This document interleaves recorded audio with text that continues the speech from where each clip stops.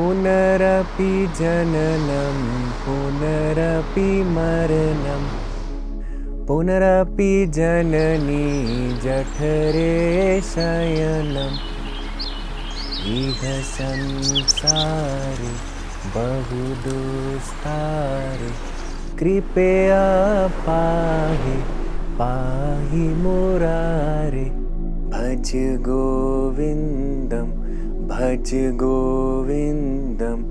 गोविन्दं भज मूढ़मते।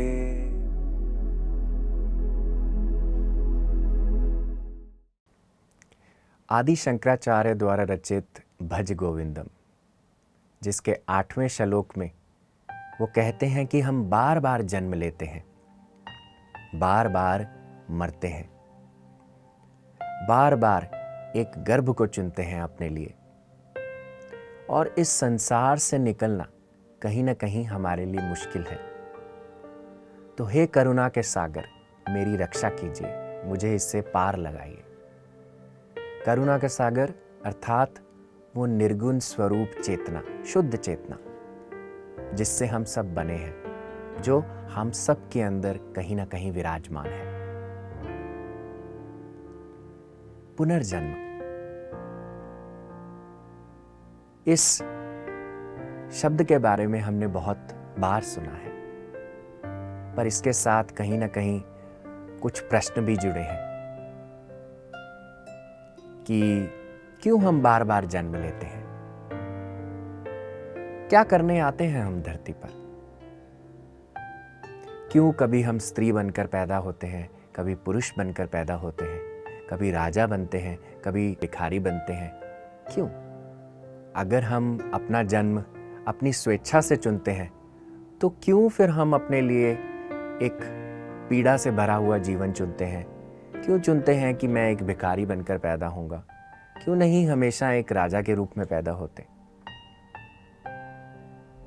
तो दोस्तों, इस सारी चीज को समझने के लिए हमें शुरुआत करनी होगी उस निर्गुण चेतना से।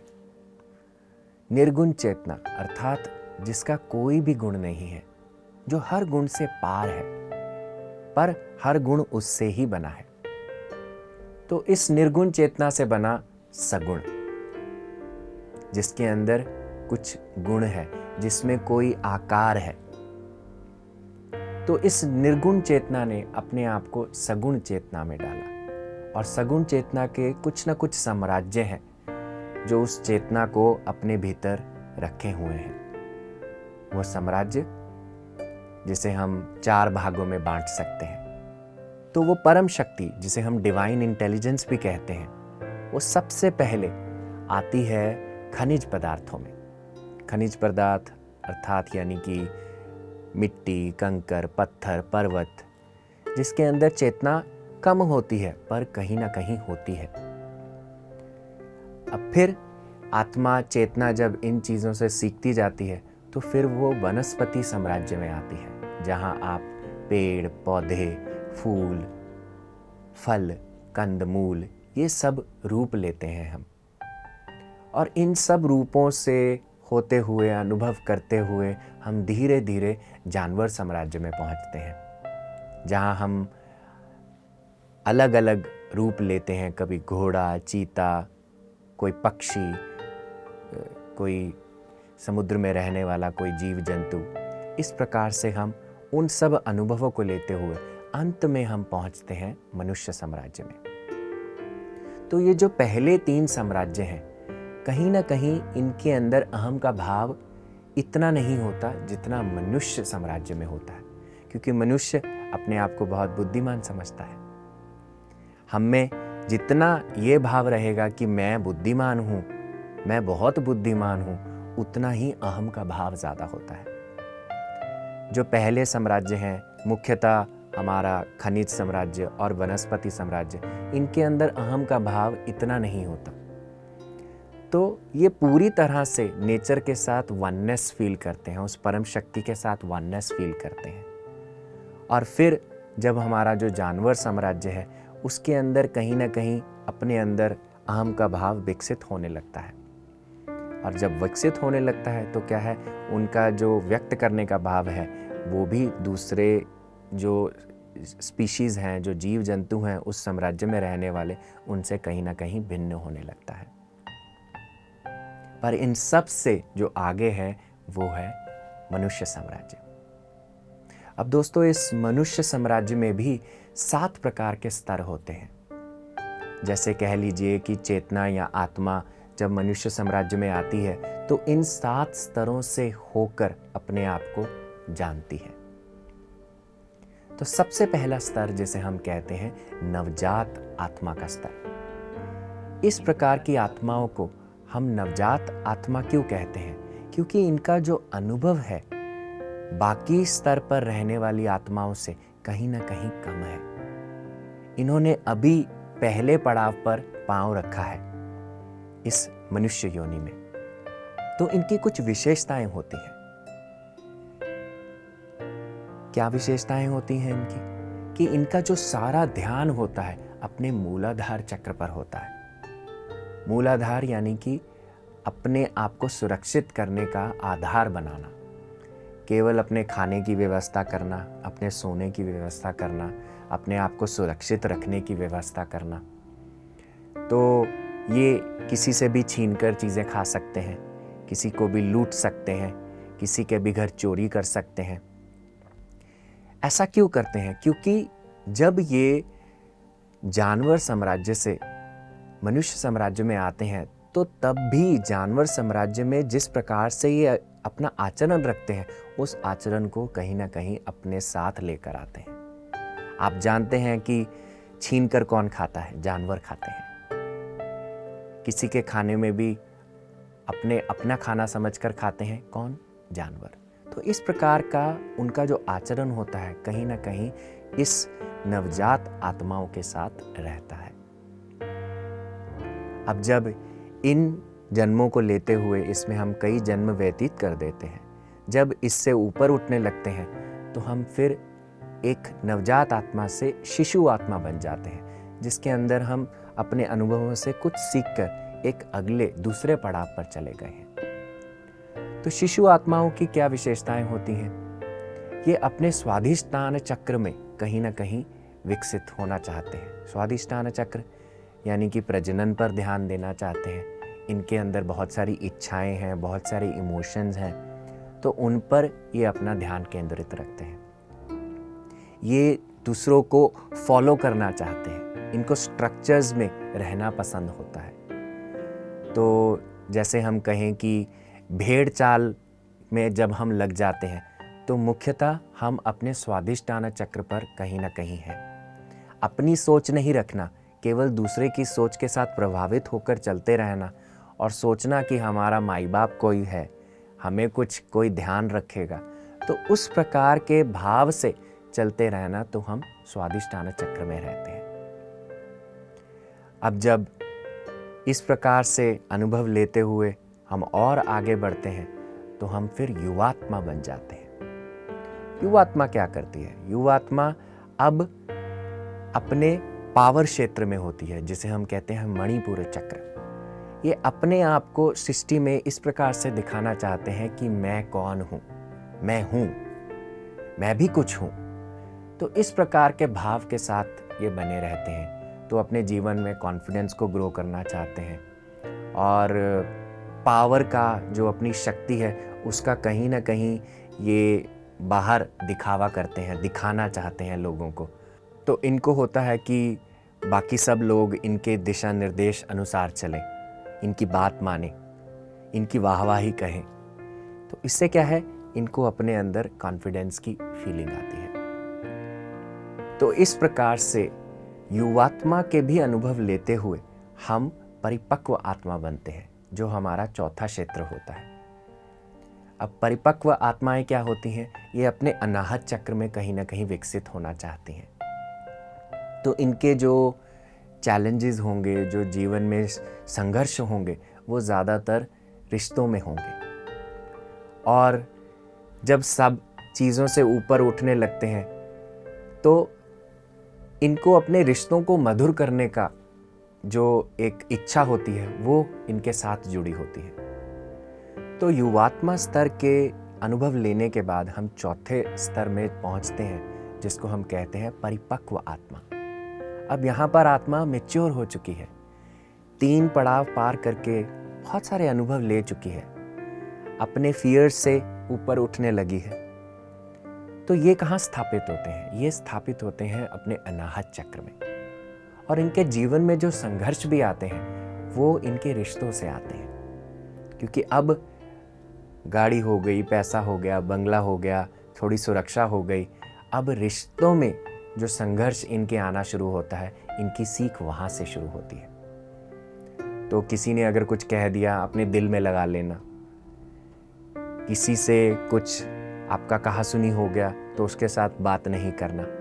तो इस प्रकार के अनुभवों से होते हुए हम अपने अनाहत चक्र को प्योरीफाई करने में लगते हैं, क्योंकि अगर वो चीज़ नहीं होगी तब तक हम वो नहीं पाएंगे जहां हमें जाना है। तो संघर्षों से अनुभव लेते हुए ये अपने अनाहत को, मन को, रिश्तों को प्योरीफाई करते हैं। और यहीं से शुरुआत होती है उनको जानने की कि रिश्तों को बाहर फिक्स नहीं करना है। हर रिश्ता एक प्रतिबिंब है उनके अपने स्वरूप का। तो बाहर से इसी स्तर पर वो अंदर की यात्रा शुरू करते हैं, अपने आप को जानने का प्रयास शुरू करते हैं। अब जब अनाहत चक्र के अनुभवों को लेते जाते हैं, हम 5वें स्तर पर पहुंचते हैं, जिसको हम कहते हैं प्राचीन आत्मा। ये आत्माएं बहुत सारे स्तरों से ऊपर उठकर आगे आ गई हैं, अनुभव ले चुकी हैं, और अब इनके अंदर एक प्रश्न है। वो क्या प्रश्न है? मैं कौन हूं? मैं धरती पर क्या करने आया हूं? मेरा उद्देश्य क्या है? क्या खाऊंगा, पीऊंगा, सोऊंगा, केवल यही करूंगा या कुछ और? तो ये अपने जीवन को अपने रोजमर्रा की जिंदगी से ज्यादा करना चाहते हैं। अपनी क्रिएटिविटी को, अपनी रचनात्मक शक्ति को किसी आत्मा के कल्याण में, सृष्टि के कल्याण में डालना चाहते हैं। इनके अंदर वो भाव होता है, और जब ये भाव हमारे अंदर जागने लगता है तो रास्ता भी खुद ब खुद खुलने लगता है। तो ध्यान का रास्ता प्राचीन आत्माओं के लिए खुल जाता है। तो हर जन्म में हम ये जो प्राचीन आत्माएं होती हैं, ध्यान के माध्यम से खुद को जानने का प्रयास करती हैं, अलग अलग चीज़ों से अपने आप को जानने का, अलग अलग अनुभवों से अपने आप को जानने का प्रयास करती हैं। छठी प्रकार की आत्माएं, जिनको हम कहते हैं श्रेष्ठ आत्मा या ट्रांसेंडेंटल सोल्स। प्राचीन आत्माएं अपने विशुद्धि चक्र पर स्थापित होती हैं, क्योंकि इनको अपने आप को क्रिएटिवली एक्सप्रेस करना है, अपनी खुशबू कहीं ना कहीं ये सृष्टि में बिखेरना चाहते हैं। छठा स्वरूप, छठी आत्मा, जिसको हम कहते हैं श्रेष्ठ आत्मा। अब श्रेष्ठ आत्मा कहां पर स्थापित होती है? अपने आज्ञा चक्र में। इतने जन्मों से होते हुए प्राचीन आत्माओं के स्तर से जब ऊपर उठते हैं तो क्या है, कहीं ना कहीं खुद को जानने का भाव हमारे अंदर विकसित हो चुका होता है। हमारे अंदर ये आ चुका होता है कि मैं शरीर, मन, अपनी भावनाओं से कहीं परे हूँ। मैं केवल अपना अन्नमय कोश या प्राणमय, मनोमय कोश या विज्ञानमय नहीं हूँ, कुछ और भी है मेरे अंदर। तो जब वो भाव अपने अंदर जागने लगता है और पूरी तरह से विकसित हो जाता है, अपने आप को जान लेता है कि मैं कौन हूँ, तब ये ज्ञान केवल खुद तक नहीं रहता। फिर हम इस ज्ञान को, अपने टैलेंट को इस्तेमाल करने लगते हैं सृष्टि का कल्याण करने के लिए। तो श्रेष्ठ आत्माएं कौन होती हैं? श्रेष्ठ आत्माएं होती हैं जो अपने आचरण से सृष्टि का उद्धार करती हैं, बहुत सारी बड़ी बड़ी सोशल चेंजेस लाते हैं। जैसे स्वामी विवेकानंद, रामकृष्ण परमहंस, इन्होंने अपने आचरण से सृष्टि में बहुत बड़ी बड़ी, जिसे कहते हैं कि बदलाव लाए। बदलाव किसी भी स्तर का हो सकता है। फिर आज्ञा चक्र से उठकर जो श्रेष्ठ आत्मा होती है, अपने आखिरी स्वरूप में पहुंचती है, जिसको हम कहते हैं अनंत आत्मा, इन्फिनिट सोल्स। ये आत्मा कौन होती है? ये धरती पर आती है सिखाने के लिए, एक नए युग की स्थापना करने के लिए, और लोगों को सही संदेश देने के लिए कि आप कौन हैं, आप यहाँ क्या करने के लिए आए हैं। तो अवतार रूप में आना, जैसे कि भगवान श्री कृष्ण, बुद्ध, ये अवतार रूप में जो आए, जीसस क्राइस्ट, ये सब हमारी अनंत आत्माएं। तो इस प्रकार के स्तरों से होते हुए जो मनुष्य साम्राज्य है वो आगे बढ़ता है दोस्तों।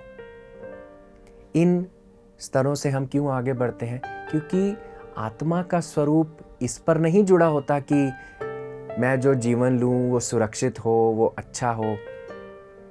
वो तो आपके शरीर का सोचना है। आपकी आत्मा कहाँ सोचती है? आत्मा सोचती है कि मुझे अपने आप को जानना है। मैं जिस परम शक्ति से निकली हूं, मैं जिसका सगुण स्वरूप हूं, उससे आगे बढ़कर मुझे निर्गुण स्वरूप में जाना है। जिस सागर में से मैं छलकी हूं, मुझे उस सागर में कहीं ना कहीं लीन होना है, उसमें मिल जाना है। जब हम अपने आप को आत्मा के स्तर पर जानने का प्रयास करते हैं तो भौतिक स्तर पर किस प्रकार का जीवन चुनते हैं वो हमारे लिए मायने नहीं रखता। हम राजा बनकर भी एक अपने लिए लेसन लेकर आए हैं, कुछ पाठ सीखना चाहते हैं। हम रंक बनकर भी कुछ पाठ सीखना चाहते हैं। हम स्त्री बनकर पैदा होते हैं, कुछ आत्मा का कोई पाठ सीखना चाहते हैं। हम पुरुष बनकर पैदा होते हैं किसी और प्रकार से उस पाठ को सीखने के लिए। ये कब तक चलता है? जब तक हम जानते हैं कि मारने वाला भी मैं, मरने वाला भी मैं। तो जब हम जान जाते हैं कि सब जगह वही परम शक्ति है, वही डिवाइन इंटेलिजेंस काम कर रही है, तो हम जान जाते हैं कि हमारा स्वरूप क्या है। उसका कहीं ना कहीं अनुभव, उसके कहीं ना कहीं हम निकट पहुंचने लगते हैं। और यही हमारा पुनर्जन्म का सिद्धांत है दोस्तों, कि हम जन्म लेते हैं कुछ सीख के लिए, सीख जाते हैं, फिर हम यहाँ पर दूसरों को भी सीखने में सहायता करते हैं और यहाँ पर मौज मस्ती के लिए भी आते हैं। तो हम कहते हैं कि हम यहाँ पे क्यों आते हैं? टू लर्न, सीखने के लिए, टू टीच, दूसरों को सिखाने के लिए, तीसरा टू हैव फन, यहाँ पर मस्ती करने के लिए। क्योंकि हमारा सृष्टि जगत, हमारा जो पृथ्वी है, एक ऐसी जगत है जहाँ पर देवी देवता भी आने के लिए तरसते हैं। क्योंकि जो सीख यहाँ पर मिल सकती है, ये एक ऐसी प्रयोगशाला है, एक ऐसा स्कूल है, जो सीख यहाँ पर मिल सकती है वो कहीं और नहीं मिल सकती। और ऐसा क्यों? क्योंकि यहाँ पे द्वैत है, दो हैं यहाँ पर, जहाँ पर सूर्य भी है, चंद्र भी है, जहाँ पर अच्छाई भी है, बुराई भी है। अद्वैत के भाव में आप शून्य हैं, आपका अपना स्वरूप भी नहीं है। द्वैत के भाव में सेपरेशन है, ईगो है, माया है। जैसे मिसाल के रूप में आप अपने आप को देख नहीं सकते। आप ऐसे अपने सामने बैठे हैं, आप नहीं जानते कि आपका चेहरा कैसा है, आपका रंग कैसा है, पर जैसे ही आपके सामने शीशा आएगा आप अपने आप को देख पाएंगे। तो द्वैत स्वरूप क्या है? जिसको जो है। और अद्वैत स्वरूप क्या है? जिसके सामने वो शीशा खुल गया। तो हमारा शीशा क्या है? ये सृष्टि, माया, जिसके अंदर हम अपने आप को कहीं ना कहीं देखते हैं। और इसके देखने से ही हम अपने परम स्वरूप को जान पाते हैं। हम जान पाते हैं कि इस शीशे में दिखने वाले प्रतिबिंब से कहीं पार हूं मैं, इससे ऊपर हूं मैं। तो दोस्तों, आज से हम पुनर्जन्म को एक नीच भाव से नहीं देखेंगे, क्योंकि हमें कहीं ना कहीं लगता है कि हम इस जाल में अटक गए हैं, इससे निकल नहीं सकते।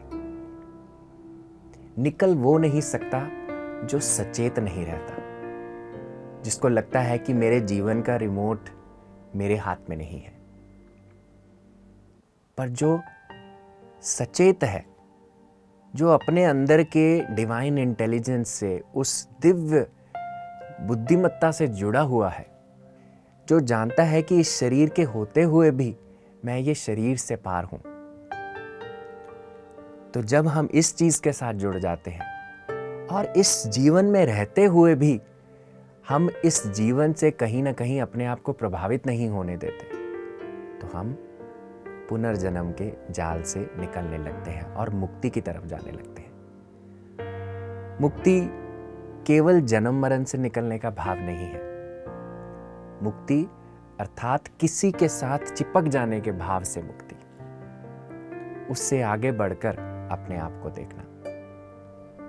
तो दोस्तों, हम पुनर्जन्म लेते हैं ठोकर खाने के लिए नहीं, क्योंकि ठोकर तो शरीर से जुड़ी है। हम आत्मा के स्वरूप के साथ जुड़ते हैं, क्योंकि आत्मा अनुभव लेती हुई, ज्ञान लेती हुई और ज्ञान को यहाँ जीती हुई अपने परम स्वरूप में लीन हो जाती है।